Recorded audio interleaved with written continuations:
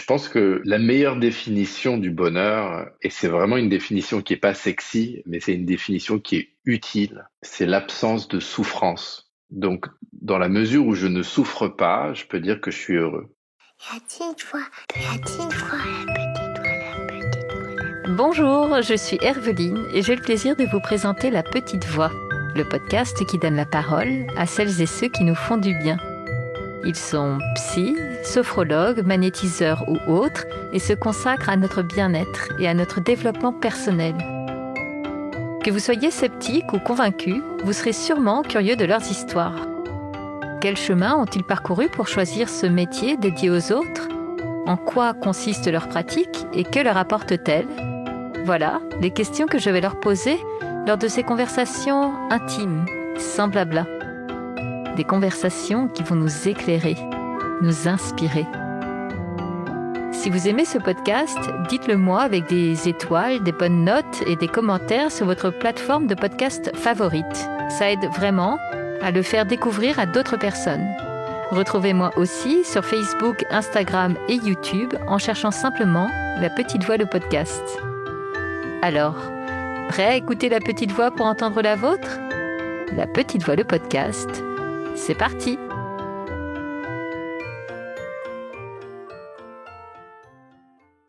Quelle joie et quelle chance j'ai eu d'échanger avec Jonathan Lehman. Pour celles et ceux d'entre vous qui ne le connaîtraient pas encore, Jonathan se présente comme un étudiant du bonheur. Un étudiant avec du grade puisque cela fait plus de 10 ans qu'il étudie le bonheur aux 4 coins du monde notamment. J'ai adoré lire ses livres car il a le talent pour évoquer des sujets profonds avec beaucoup d'humour. La preuve, s'il en était, que l'on peut parler de spiritualité sans se prendre la tête. Bienvenue donc dans un épisode intime, sans filtre et profond. Avec Jonathan, nous allons parler de l'absence de souffrance, de son nouveau statut de papa qui bouleverse tout et de connexion au divin. Bonjour Jonathan, je suis ravie de t'accueillir dans La Petite Voix. Est-ce que tu peux commencer peut-être par te présenter en quelques mots s'il te plaît ? Salut Herveline, je suis ravi d'être là avec toi. Je m'appelle Jonathan Lehman, j'ai 44 ans et j'ai du mal à mettre une étiquette sur ce que je fais. Je dirais que je suis étudiant du bonheur. Je lis beaucoup de livres sur la question du bonheur et je regarde beaucoup de conférences et puis ensuite j'essaye de synthétiser un peu tout ça. J'ai écrit plusieurs livres sur la question. J'ai une application de méditation guidée pour aider les personnes qui souhaitent faire de la pratique une habitude, les aider à s'y mettre. Je fais des conférences et des retraites. Je vis actuellement à Lisbonne, où je suis arrivé il y a 6 mois, peu de temps avant la naissance de mon premier enfant, à Salvador. On va en reparler certainement au cours de cet entretien.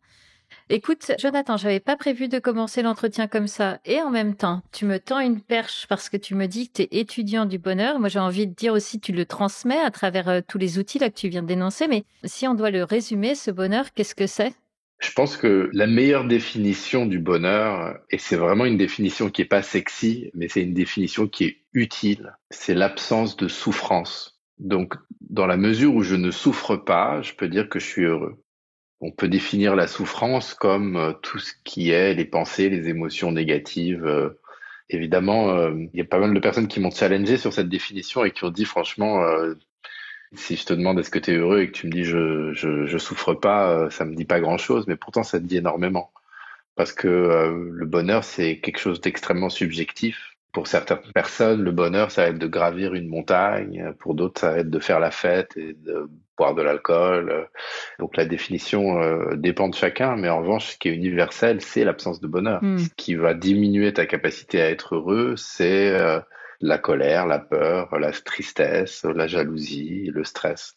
Plus récemment, dans des enseignements un petit peu plus ésotériques, la souffrance est définie comme ce qu'on peut appeler l'attribution et l'attente. Oh. Si j'attribue une faute à moi-même, la culpabilité, à l'autre, le blâme, ou si je m'attribue du crédit, la fierté, ou si j'ai une attente négative, une peur, une angoisse ou une attente positive, j'attends qu'il y ait quelque chose qui se passe dans le futur, Ça, c'est la souffrance. Et l'absence de ces choses-là, c'est la sérénité. Ok, Donc on ok. peut dire aussi le bonheur, c'est la sérénité.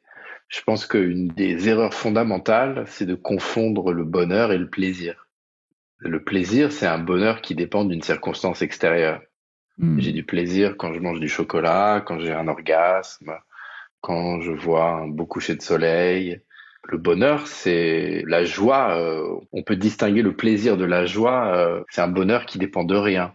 C'est la simple joie d'exister. C'est la joie que je ressens en méditation. C'est la joie que ressent naturellement un enfant qui regarde et qui rigole. Il n'y a rien qui se passe. C'est notre état naturel. Mais un état qui vient à être voilé, obscurci, je sais pas si on peut dire comme ça, obscurci. Mais j'ai l'impression que ça sonne bien. En tout cas, on comprend ce que tu veux dire. Voilà, c'est essentiel. Je pense que c'est mieux que obscuré. Ah non, non, là, je mets un veto. Je pense que ça passe pas. Donc c'est notre état naturel qui est Ouais. obscurci par justement toutes sortes d'émotions, la culpabilité, le blâme, l'attente, la résistance, etc. Dans ce qui est là, donc tu décris ça, l'état auquel on aspire comme la sérénité, mais finalement, est-ce que je me trompe si l'état que tu décris là, il ressemble beaucoup à cette neutralité qu'on recherche quand on médite, c'est-à-dire ne pas s'accrocher à ses pensées et essayer d'être dans une posture la plus neutre et observatrice possible de toutes ces émotions-là? C'est exactement ça. Maintenant, je pense que entre le plaisir et la douleur, l'idée c'est oui, être équanime, que j'ai de la douleur ou que j'ai du plaisir. Évidemment, c'est plus facile de l'être quand j'ai du plaisir que quand j'ai de la douleur. C'est clair? Mais c'est exactement ça. Maintenant, Eckhart, il parle de 4 états, il me semble. Il parle de la résistance, l'acceptation, la jouissance et l'enthousiasme. Donc l'idée, c'est que si je suis dans la résistance, je suis en souffrance, mais si je suis dans les 3 autres, je le suis pas. Je peux être dans le plaisir sans être complètement neutre, être dans une forme d'extase qui serait difficile d'appeler neutre, et tout va bien. Hmm. Et Oui. pourquoi pas? À partir du moment où je dis j'en veux plus, à partir du moment où je dis j'ai peur que ça s'arrête, alors là je rentre dans la souffrance. Et évidemment, et inversement, et là c'est vraiment, je veux dire, une question qui est plus importante, je pense, parce elle se présente plus souvent, c'est comment est-ce que j'interagis avec la douleur. Quelque part, Hmm. le chemin du bonheur peut se résumer à la question de comment j'interagis avec la douleur. Parce que c'est facile d'interagir avec le plaisir, Oui. mais l'acceptation de la douleur est génératrice de bonheur. Si au contraire, quand j'ai de la douleur, j'y résiste ou j'essaye de faire en sorte qu'elle soit pas là ou je me lamente, c'est là que je crée de la souffrance. La vie est une alternance entre plaisir et douleur. Je vais gagner et perdre de l'argent, je vais avoir des succès et des défaites au plan relationnel, je vais physiquement me sentir bien et pas bien. Il n'y a rien qu'on peut changer à ça. Il faut que je comprenne que quand il y a de la douleur, ça ne veut pas dire que je peux pas être serein, que je peux pas être dans l'acceptation. C'est la clé. Tu es en train de nous dire qu'il faut réussir à faire le distinguo entre l'événement extérieur qui nous arrive et la manière dont on le vit et dont on va l'interpréter, les émotions qu'on va associer à ça. Exactement, exactement. C'est ce que dit Shakespeare, je crois, quand il dit il n'existe pas de souffrance autre que ce que la pensée en fait. Celle qu'on s'inflige presque, non? Exactement. Celle qu'on s'inflige, c'est aussi ce que dit Jodorowsky dans Le Doigt et la Lune. On se crée tous notre propre enfer. Ce qui compte, c'est absolument pas ce qui nous arrive, même si évidemment il y a des choses qui nous arrivent qui sont plus dures à gérer que d'autres, mais c'est Oui. comment on interprète ce qui nous arrive. Tu disais tout à l'heure que c'est quand même finalement dans la douleur qu'on arrive en l'accueillant presque. C'est tellement facile à dire. C'est presque en accueillant cette douleur que finalement on arrive à atteindre cet état-là de joie ou de sérénité. Est-ce que ça veut dire qu'il faut qu'on en passe tous par là pour passer des caps dans notre développement personnel et devenir de plus en plus sage? Oui, enfin de toute façon, la douleur, on en a tous les jours, hein. Ça peut être des petites ou des grandes douleurs. La douleur, c'est un conflit. La douleur, c'est quelqu'un qui nous parle mal. La douleur, c'est bon, on casse un objet. Évidemment, après, il y a des grandes douleurs, il y a des ruptures, il y a des deuils, il y a des maladies terribles. Mais tous les jours, on a affaire à la douleur. Moi, par exemple, j'ai tendance à me mettre en colère et à me laisser happer par la colère quand mon enfant intérieur ne se sent pas aimé. Et ça se présente notamment dans la relation avec ma compagne, avec Eh oui. Jeanne, qui est la relation qui est là pour ça, hein, pour nous faire évoluer. Et avant, si Jeanne disait quelque chose qui me paraissait injuste, qui faisait hurler mon enfant intérieur, je partais, ou alors je claquais une porte, ou je criais, et ça peut m'arriver encore évidemment, mais en essayant d'appliquer ces enseignements, j'essaye maintenant de rester avec la douleur. Ça veut dire, si elle dit quelque chose qui me semble pas vrai, si par exemple elle me dit pas ça, mais si elle me dit que je fais rien dans la maison, ou que je m'occupe pas de notre fils, ou parce que sur le moment elle dit quelque chose d'injuste, parce que elle se sent pas aimée de mon comportement, j'ai essayé de respirer, de sentir physiquement cette douleur et de l'accepter plutôt que d'y résister pour avoir une réponse qui va être plus consciente que si je me laisse emporter par mon ego. J'aimerais qu'on en revienne un peu à ton cheminement, même si tu as donné pas mal d'interviews déjà où tu racontes ton parcours, mais qui est tellement incroyable qu'on est obligé au moins de l'évoquer rapidement ici aujourd'hui. Là, on se parle, tu es cet homme engrenagé avec lequel j'interagis ce soir et je renvoie à tes livres pour que les personnes comprennent ce terme-là, mais donc tu es dans un cheminement personnel, profondément spirituel. Tu nous dis que tu t'intéresses aux choses invisibles. On y reviendra tout à l'heure. Mais tu n'as pas toujours été cet homme-là. Si je t'interroge sur le jeune homme que tu étais il y a 20 ans, on était un peu loin du Jonathan d'aujourd'hui. Et ouais, il y a 20 ans, j'étais en train de terminer mes études de droit. Je m'apprêtais à commencer ma carrière d'avocat d'affaires à Wall Street. J'étais pas sûr de moi. Il fallait absolument que je prouve à la terre entière que je méritais d'exister. J'avais aucune compréhension des blessures que je portais de mon père et de ma mère. J'avais aucune compréhension du conditionnement qui m'habitait par rapport à la réussite financière, sociale. J'avais aucune compréhension de l'importance d'aimer son corps, de l'importance de s'aimer soi-même. J'étais vraiment, je voulais gagner beaucoup d'argent et plaire aux femmes, et surtout des femmes qui feraient le plus possible l'unanimité de façon superficielle avec mes potes mecs. Ok, les trophées. Voilà où j'étais, exactement. Ok. Et tu as vécu ça pendant combien de temps parce que donc après, tu es rentré dans un grand groupe où donc tu étais avocat d'affaires à Wall Street. C'est vraiment, tu vois, la caricature qu'on imagine. Tu as vécu ça pendant combien d'années? Et j'étais avocat pendant 6 ans. Pour quiconque t'aura déjà entendu en interview ou lu tes livres, on apprend quand même assez rapidement que tu étais pardon, ce qui me vient, c'est que tu étais complètement à côté de tes pompes, quoi. Tu étais très malheureux, mais presque sans le savoir. Sans le savoir, c'est ça. Mais je pense que c'est le lot de beaucoup de personnes, et Ouais. Cartol, il en parle de ça. La plupart des gens souffrent, mais c'est une souffrance avec laquelle ils arrivent à vivre, qu'ils arrivent à tolérer, dont ils se cachent et ils en ont pas conscience. Des personnes qui disent qu'elles sont parfaitement heureuses, mais qui ont du stress, qui ont de la colère, qui ont des addictions, qui ont du mal à être centrées, qui ont du mal à recevoir et à donner de l'amour.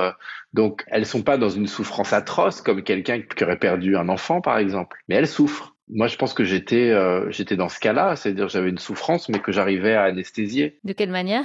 avec le travail, avec les compliments extérieurs, avec l'argent, la consommation, et puis avec les drogues. Tu vois, quand je te lis ou quand je t'écoute là, j'ai l'impression que tu étais embarqué dans un truc qui n'était pas du tout ton histoire.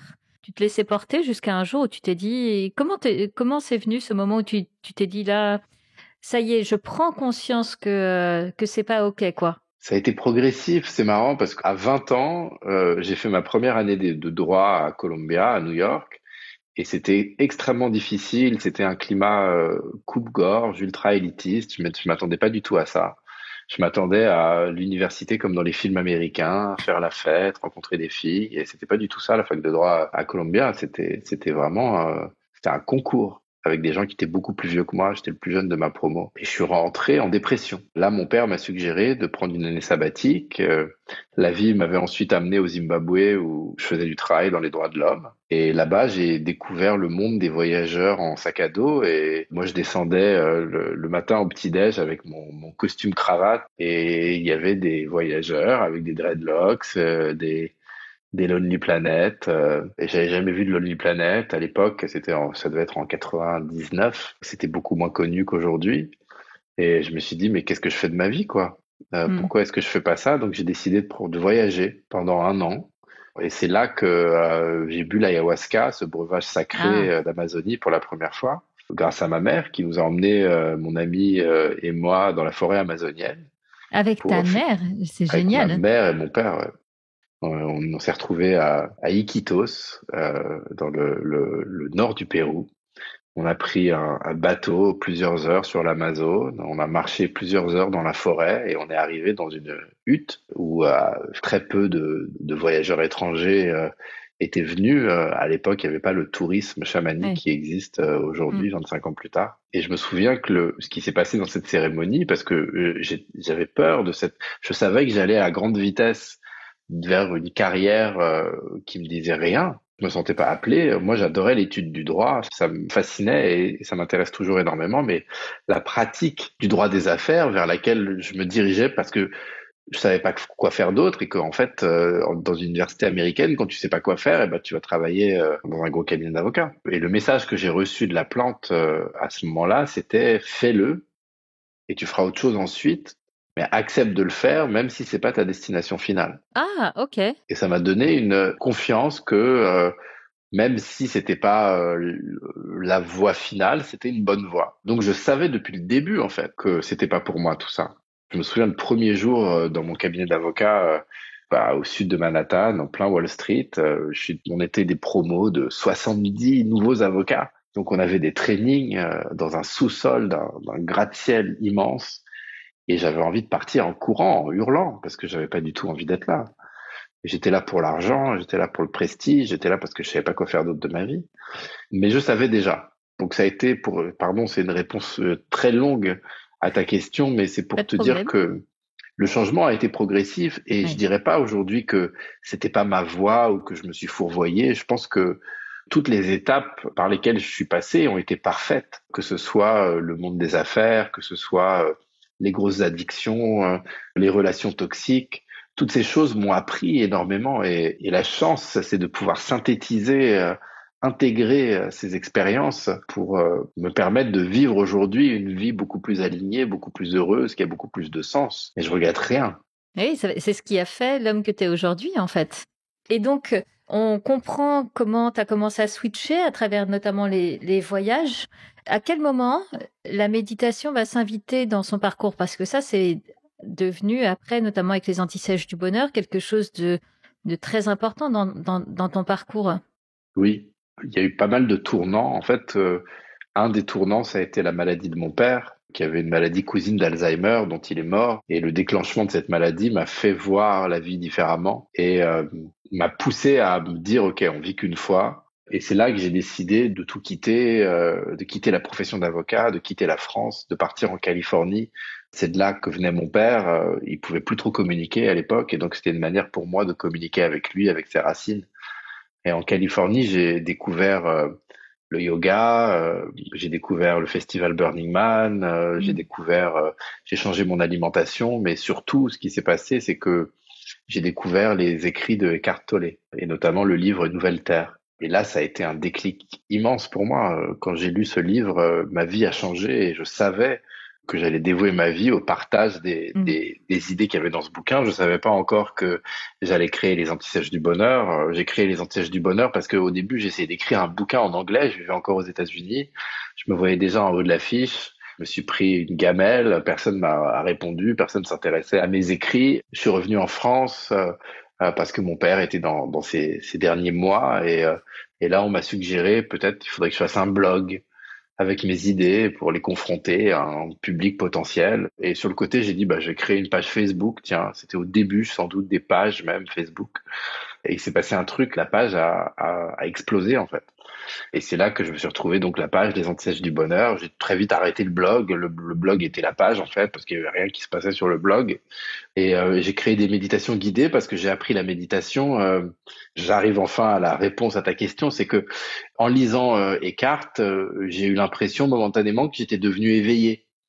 Et donc, j'allais expliquer à tout le monde, parfois violemment, qu'eux, ils n'étaient pas éveillés et qu'il fallait qu'ils lisent le livre et qu'ils arrêtent d'être cons et se laisser mener par leur ego et tout. Et j'ai vite compris, en fait, que j'étais très loin du but et que c'était bien d'avoir compris des choses théoriquement, mais qu'il fallait que je les mette en pratique et que pour les mettre en pratique, ce serait pas mal d'avoir une pratique de méditation. Et j'ai appris à méditer en anglais avec des méditations guidées, des enregistrements audio. Et quand je suis rentré en France, j'ai vu qu'il y en avait très peu des méditations guidées, donc j'en ai créé sur YouTube avec une phrase notamment disant si pendant la méditation t'es perturbé par des pensées, c'est normal et c'est pas grave. Et quand tu t'en rends compte, ramène ton attention à ta respiration. Parce que dans les méditations que j'avais entendues, j'ai rien inventé, on me disait ça et ça m'avait mis tellement à l'aise de me dire ok, je peux méditer et avoir des pensées. Méditer, ça veut pas dire s'arrêter de penser. Et donc j'ai créé des méditations où je disais ça à chaque fois.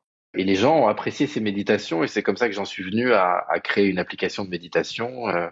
Et puis finalement, avec le succès des Anti-Sèches du Bonheur, on est venu me proposer d'écrire des bouquins et c'est comme ça que j'en suis arrivé aux Anti-Sèches du Bonheur et à la méditation guidée. Ben, parlons-en des bouquins, parce que c'est ce que je voulais te dire d'ailleurs en début d'entretien. Moi, je me suis régalée à te lire. J'ai lu notamment Journal intime d'un touriste du bonheur. Et puis, plus récemment, là, j'ai lu le dernier qui s'appelle Journal intime d'un voyageur chamanique. Et on en parlait ensemble en off tout à l'heure. Et moi, je te remercie parce que j'ai tellement ri à te lire.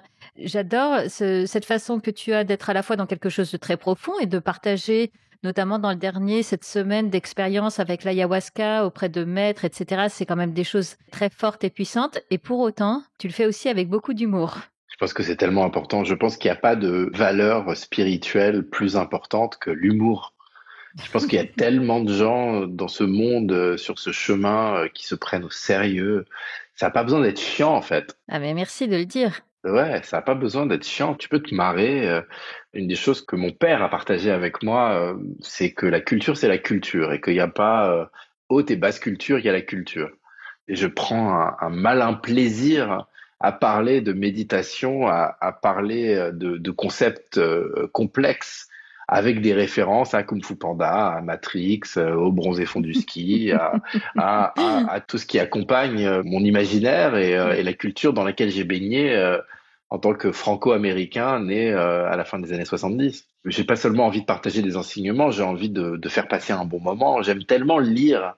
J'aime tellement quand un auteur, une autrice me fait marrer et la possibilité de faire rire en partageant un message, pour moi, c'est le pied. Vraiment, tu le fais super bien, quoi. Moi, je rigole toute seule devant le livre. Et vraiment, enfin, pour les personnes qui l'auraient pas encore découvert, mais je trouve que ça apporte de la fraîcheur dans ce monde du développement personnel, de la spiritualité, où parfois, effectivement, on a tendance à penser que peut-être pour être quelqu'un de profond et de sage, alors il faut être très, très sérieux. Ouais, Et c'est tu nous ça. prouves bien le contraire. Bah écoute, merci, c'est le plus beau compliment qu'on puisse me faire. Tant mieux. Et il y a autre chose, moi, qui m'intéresse dans ton parcours, mais certainement aussi parce que ça fait partie du mien, c'est que on voit à quel point les voyages, justement, dans les deux ouvrages là dont je parle, à quel point les voyages ont apporté dans ton cheminement personnel. Comment t'expliques ça, que les voyages puissent nous changer et nous permettre d'aller mieux à la connaissance de nous-mêmes? Je pense qu'un voyage te fait prendre conscience que des choses que tu prends pour acquises ou pour universelles ne le sont pas. Quand tu voyages, c'est toi que tu découvres. Le voyage t'apprend à te connaître toi-même, apprend à comprendre la subjectivité de ta culture, t'apprend à mieux comprendre, te comprendre toi-même et comprendre le monde. Donc oui, ça a joué un rôle immense et elle est passionnante l'époque qu'on vit. On vit effectivement la mondialisation.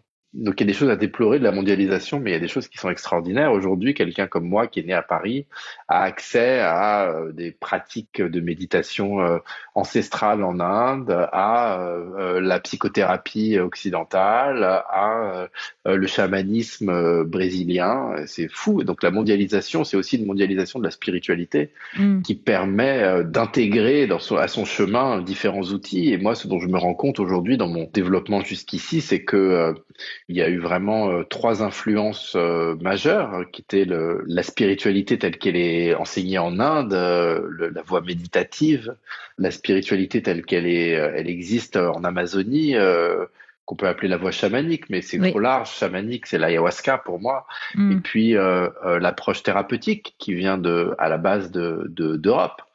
et que aujourd'hui, pour moi, d'avoir ces trois piliers m'aide énormément et communique les uns avec les autres. C'est vrai que ce qu'on ressent quand on te lit et quand on te suit, c'est que tu vas aller piocher en fait dans toutes les approches, qu'elles soient très traditionnelles. Tu évoques par exemple l'Inde, ou tu fais aussi référence à des approches beaucoup plus modernes, beaucoup plus scientifiques, de neurosciences, etc.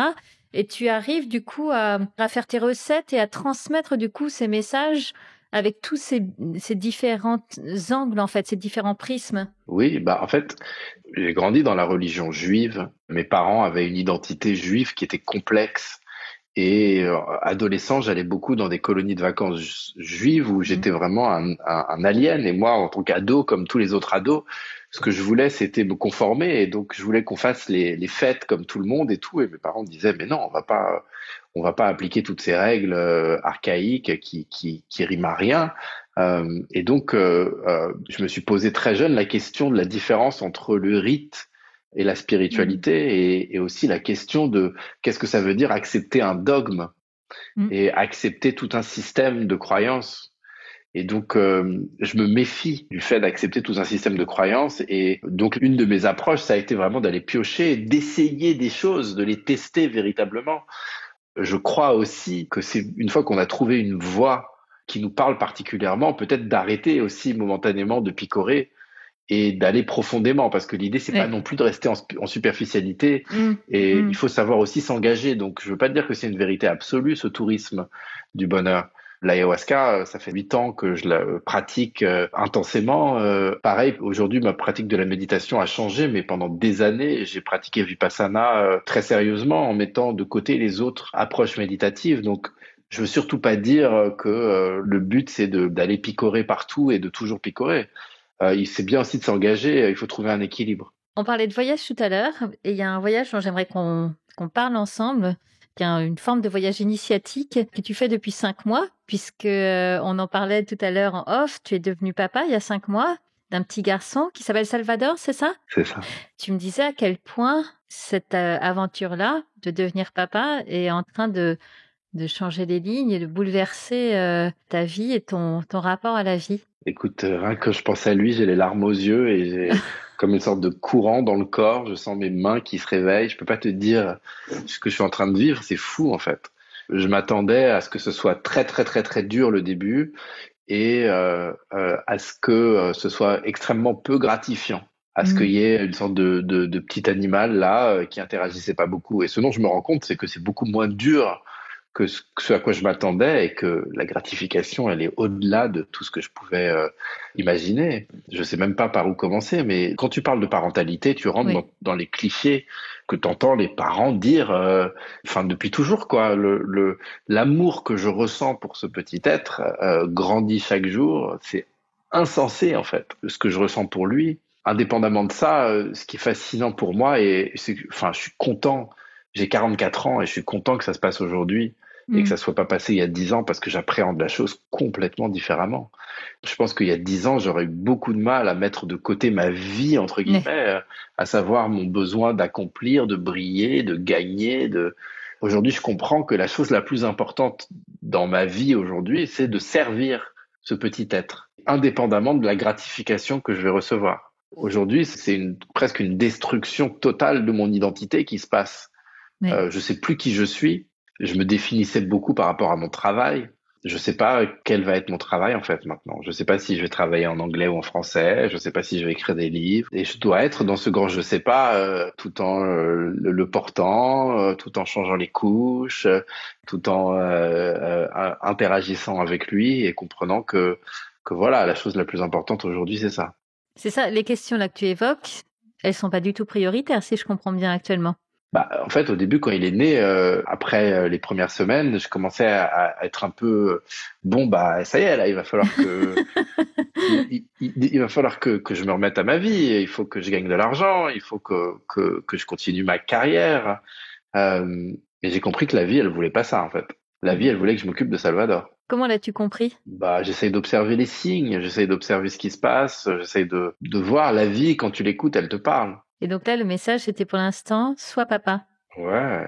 Et je vais te dire, c'est même pas soit papa, parce que rien que papa, ça vient renforcer l'ego. Le Hmm. message, c'est soit au service de Salvador, de la maison dans laquelle il vit, de la femme qui l'allait et qui l'a porté. En tout cas, ce que j'entends dans la manière dont tu racontes cette nouvelle vie avec Salvador, il y a vraiment l'idée, finalement, qui rejoint ce que tu proposes à travers la méditation, de vivre au jour le jour, en fait.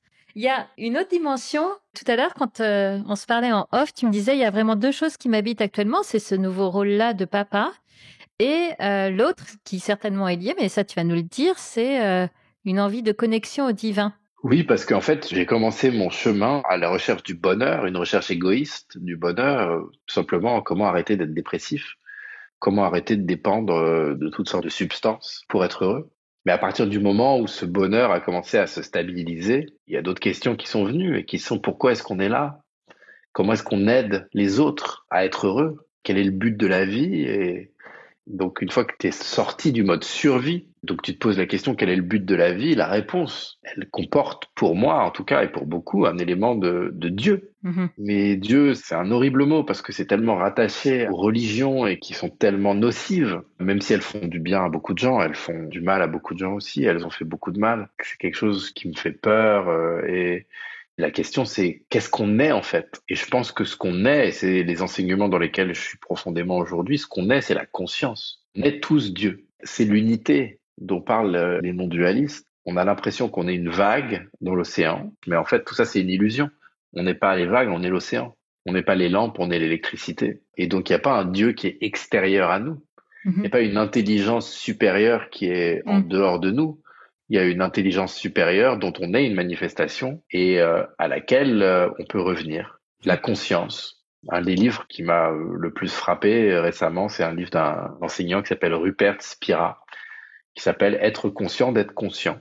C'est dans quelle mesure je suis capable de revenir à ce que je suis, à savoir la conscience. Ma vie est passée à être conscient de mon histoire personnelle, de mon moi psychologique, de mes relations, de mes envies, etc. Mais ce que je suis vraiment, c'est la conscience. Comment je reviens à ça? Ouais. Et alors Ouais. que la pratique de la méditation avant pour moi était de me concentrer sur ma respiration, sur mes sensations physiques, sur ça, c'est la pratique de Goenka, de Vipassana. Oui. Aujourd'hui, j'ai plus une pratique qui est d'essayer de revenir à essayer d'être conscient d'être conscient.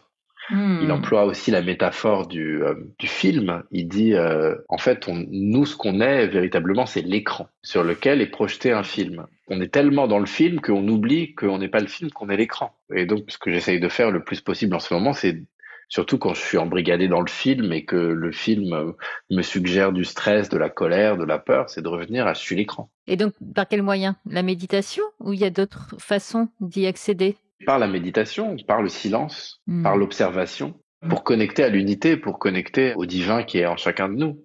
Quand tu parles de cette unité, j'ai l'impression, et dis-moi si je me trompe, mais que dans beaucoup de sagesse, et à dessein, j'emploie pas le terme de religion, mais on l'entend beaucoup dans beaucoup de sagesse ancestrale. Et finalement, j'ai l'impression que les sciences, notamment à travers, alors ne me demande pas de détails sur la physique quantique, mais ce que l'on m'en dit, c'est que ça amène à retrouver ce chemin-là d'unité.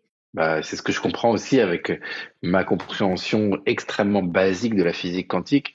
Une des choses qui est très intéressante dans la physique quantique, et encore une fois pour les personnes qui comprennent ça bien mieux que moi, désolé si j'ai des approximations, mais c'est cette idée que une chose existe quand j'en suis le témoin, mais qu'il peut y avoir des choses qui n'existent que quand j'en suis le témoin. Et ça vient à la question de la conscience. Le fait que, en fait, je peux pas savoir si quoi que ce soit existe autrement que ce dont j'ai conscience. En dehors de ce que je projette et ce que j'imagine. C'est ça. C'est une question philosophique, là.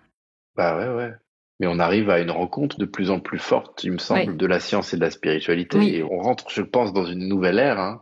On vit une oui. période fascinante. Moi, je crois fort, oui, il va y avoir, enfin, ça, ce que je vais te dire, ça va être basé vraiment sur mes propres, ma propre imagination, projection. C'est pas des vérités, mais je pense qu'il va y avoir des grosses secousses dans notre monde. Je pense qu'il va y avoir des grandes catastrophes. On va être beaucoup à y passer, mais que l'humanité survivra et que cette humanité va se transformer. Qu'il va y avoir une nouvelle ère où la norme sera pas la violence et la compétition, ça sera l'amour et la collaboration. Ça sera la reconnaissance du divin qui est non seulement en chacun de nous, mais qui est dans tout. La conscience. Et pour cela, il va falloir détruire. Ouais. Détruire pour mieux renaître. Bah oui. Et il y aura de la souffrance, hein. On est déjà bien embarqué sur ce chemin-là. Oui, je pense. On voit le biais de négativité est tel qu'on voit surtout, on voit beaucoup d'informations sur ce qui va mal dans le monde, mais je pense que l'éveil des consciences est en train de s'accélérer. Et ça, effectivement, on le voit. Il suffit de voir l'aspiration de plus en plus de personnes à la méditation, au sujet de développement personnel, etc. C'est que quelque chose aussi est en train d'émerger de ça. Alors, on va rester sur cette note positive, du coup. Jonathan, j'ai quelques questions rituelles que j'aime bien poser à mes invités pour conclure. Est-ce que toi, tu dirais que tu écoutes souvent ta petite voix, ton intuition? J'essaye, j'essaye de l'entendre. Parfois, elle parle moins fort que celle de mon ego. Mais oui, j'essaye, je pratique d'essayer de connecter à elle. J'ai plus de facilité à entendre les messages de la vie que les messages de mon intuition. Interpréter les signes, les échanges avec les autres. Mais bon, c'est aussi de l'intuition. Ce que je veux dire, c'est que l'intuition pure et dure de demander à mon corps qu'est-ce que je dois faire là. J'y ai accès de temps en temps et à d'autres moments, j'entends rien. C'est encore un work in progress. Tu as cité plein de livres pendant notre entretien, mais s'il y en a un qu'on doit retenir pour avancer nous aussi et cheminer. Écoute, je peux pas, mais allez, 3. Allez, tu négocies? Ouais. Allez, vas-y. Nouvelle Terre de Eckhart Tolle, c'est le livre qui a tout changé pour moi. Comprendre l'identification mentale, l'ego. Plus récemment, Gabor Maté sur les traumas, la toxicité. Le livre est pas encore traduit, il s'appelle The Myth of Normal. Extraordinaire livre pour mieux comprendre le monde dans lequel on vit et comment arriver vers la guérison. Je pense qu'il est tellement génial et il se vend tellement bien qu'il va être très prochainement traduit. Et puis en ce moment, mon petit chouchou dont je te parlais tout à l'heure, là c'est vraiment niveau 2 quand même, hein. C'est très ésotérique. Être conscient d'être conscient, de Rupert Spira, extraordinaire petit livre. Ok, écoute, merci pour les recos. Et j'ai une dernière question que je pose à tous mes invités, mais qui avec toi prend encore un autre sens avec les antisèches du bonheur. Je voulais savoir si toi, Jonathan, aujourd'hui, tu dirais que tu es heureux. Écoute, je suis plus heureux que j'ai jamais été, en tout cas. Mais j'ai conscience que ces choses aujourd'hui, je suis encore dans un bonheur qui dépend d'objets, je pense. J'ai pas encore atteint cet état où mon bonheur est continu et où ça s'arrête jamais, où c'est à savoir qu'il y a de la sérénité constante quand on est dans le siège de la conscience. Aujourd'hui, mon bonheur dépend, je pense, de la relation que j'ai avec ma femme, avec Salvador, de la vie que je vis au Portugal. Toutes ces circonstances aujourd'hui font que je pourrais pas demander plus que ça, mais je sais qu'elles sont impermanentes et je sais que ce qu'il y a aujourd'hui ne sera pas là demain. Et je sais que viendra, comme elle est venue déjà auparavant, la douleur que j'ai expérimentée dans les ruptures, dans le manque d'argent, dans le décès de mon père, dans ces choses-là. Mais je pense qu'aujourd'hui, je suis mieux équipé que jamais pour y faire face à cette douleur et qu'en attendant, je compte bien continuer à apprécier ces choses qui font qu'effectivement, j'ai jamais été aussi heureux que je le suis maintenant. Ouais. C'est joliment dit. Écoute, merci beaucoup, Jonathan, d'avoir pris de ce temps précieux. Tu m'excuseras auprès de Salvador de lui avoir piqué son papa quelques minutes. Obrigado, tu vois, c'est mon seul mot portugais, là. Voilà, j'ai cherché longtemps. Merci à toi, Aveline. La Petite Voix, le podcast, c'est fini pour aujourd'hui. Si cet épisode vous a plu, s'il vous a inspiré, alors dites-le moi avec des étoiles, des bonnes notes et des commentaires sur votre plateforme de podcast favorite. Ça aide vraiment à faire découvrir La Petite Voix à d'autres personnes. Retrouvez-moi aussi sur Facebook, Instagram et YouTube en cherchant simplement La Petite Voix, le podcast. D'ailleurs, c'est sur ces pages que je vous raconte les coulisses de ma rencontre du jour et que vous trouverez toutes les références de l'épisode. Une dernière chose qui me tient vraiment à cœur, je serais ravie d'échanger avec vous sur vos impressions, de recevoir vos questions et vos suggestions sur les invités que vous aimeriez entendre. Alors, n'hésitez pas à m'écrire. Merci beaucoup et à bientôt sur La Petite Voix.